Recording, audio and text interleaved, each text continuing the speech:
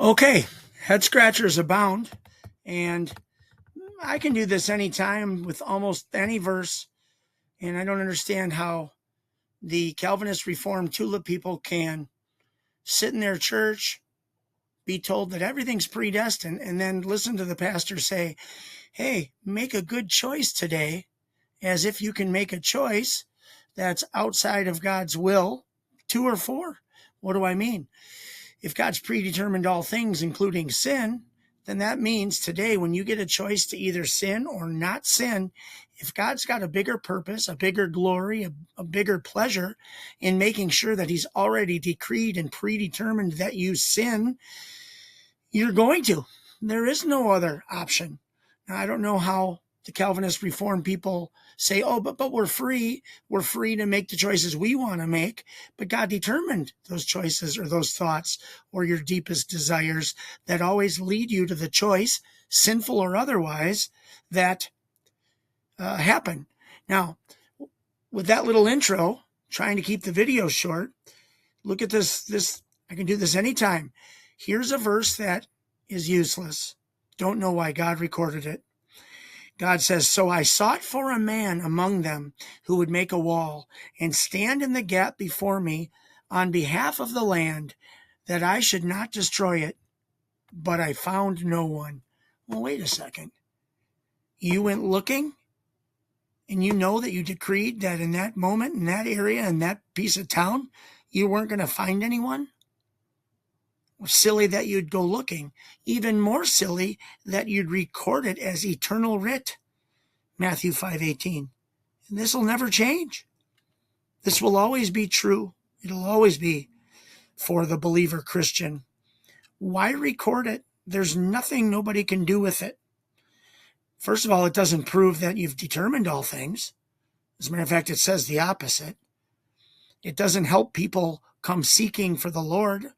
What do I mean? The unbeliever who's, in jail. The unbeliever who's forced to sit in at a Bible study and here's this verse. They're not going to sit there and go, man, God seeks for people. Maybe he's looking for me. I don't know. Maybe I should seek him in return. Who knows what'll happen? Now, under free will, which I believe in, that makes sense. That would be a reason to record this. This verse makes sense to record if things aren't predetermined because it's motivational.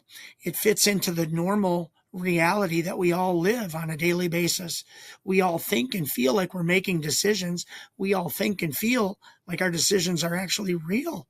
And, if I spank my kid, did I spank him because he wasn't going to have a sore tushy and think about beating up his sister? No. The result of a stinging tush, when you're 4 and you beat up on your sister and you lovingly are told that we can't beat up our sister. No, the result means something. Well, God has results based on what he's done, how he does things, why he does things. He wouldn't record this verse if everything was predetermined. That's my take on it. Now, I always talk too long, but if you just read the context again, this fits my last 2 videos. These are all the reasons why people were under discipline. These were all the reasons that God was turning away and not blessing and not protecting the people of Israel. Israel becomes like metal thrown in a furnace. They became dross, heavy, undesirable, they became blemished, sad dross. I'm thinking of the Santa story where the face was dross. Anyway, and he gets rid of them. He brings them into the middle of town and melts them, pours his anger on them. Because why? Because of the choices they made.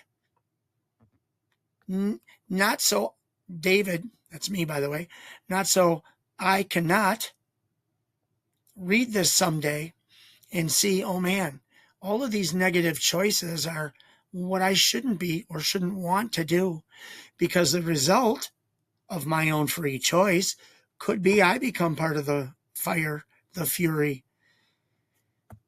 And then, of course, it goes on and gives a whole bunch more reasons and, gives commands and conditions that led to the consequences you read about. And then, of course, God already knows what he's predetermined, but he makes it seem like he's actually got his eyes open. What does it say? I always forget where this is. 2 Chronicles 16:7. I'm going from memory. That might be wrong. Or 16:9. 2 Chronicles 16:9. God is all day scanning the entire planet for someone that is just and upright. Well, here it is again. He's seeking for people that are just and upright. No Moses came to the rescue. No Job was to be found. No Caleb came from a Gentile country to join the Israelites. There was no Joshua in the crowd. There was no Noah to be found. There was no Abraham. Not in this area. Why? Because everybody was going their own way. So anyway, head scratchers abound.